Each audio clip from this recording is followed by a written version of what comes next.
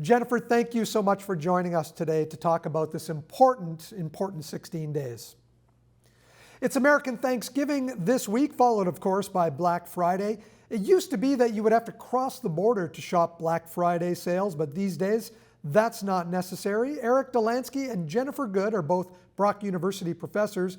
Eric, are Black Friday sales everything they are made out to be? Well, the thing about Black Friday sales here in Canada is it doesn't quite have the same intensity, and it doesn't quite have the same meaning as in the United States, primarily because we don't celebrate Thanksgiving this week, as you pointed out. So for us, it's more like sales off and on all through the month of November to try and spur us to buy more.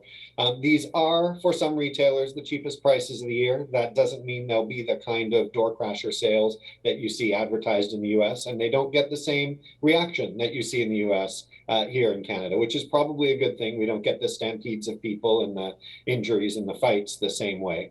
But for the most part here in Canada, it's just another reason for retailers to offer a sale. I have children who are 18 and 21 years old. They've grown up with Black Friday being a reality in Canada, but it's fairly new. When I was that age, there was no Black Friday in Canada. This is not necessarily a good thing. Would you agree, Jennifer?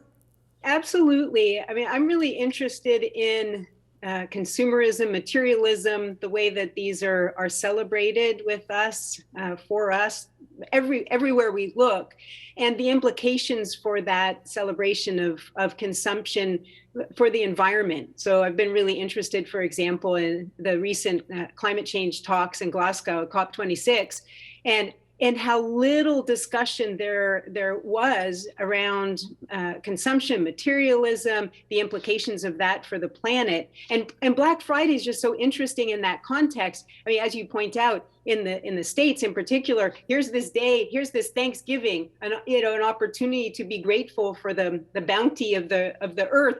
And the first moment that there's a sort of pause in that Thanksgiving, there's this stampede, like Eric's saying, of consumption. And it has very real implications for the planet and climate change, absolutely.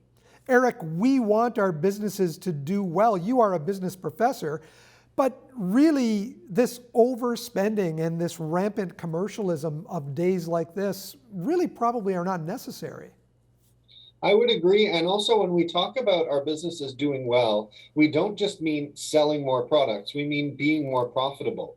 So offering a deal at 30 or 40 or 50% off only is a positive thing for the business from a financial point of view if you're getting people to buy the product who would not normally buy it. If you're just getting people who are going to buy that TV or are going to buy that mattress or whatever else anyway, and you're just giving them a discount, you're actually not going to end up better off. Jennifer, this really doesn't bode well for the future of our society as this continues. And I mean, you know, Black Friday is something we've always known about, but the Cyber Monday that follows it as well continues the spending over the weekend.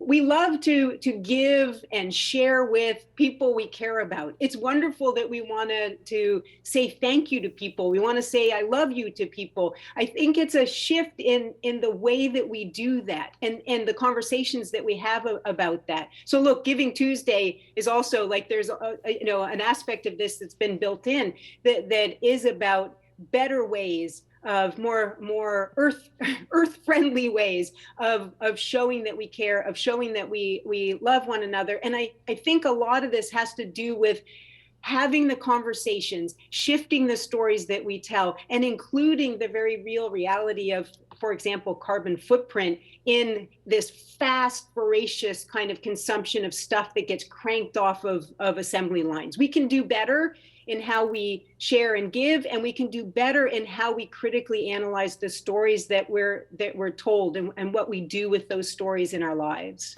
One word answer from both of you. Will you be lining up, Jennifer, for any of these Black Friday sales? I think I know your answer. I will not. And Eric, yourself? No, I won't be lining up.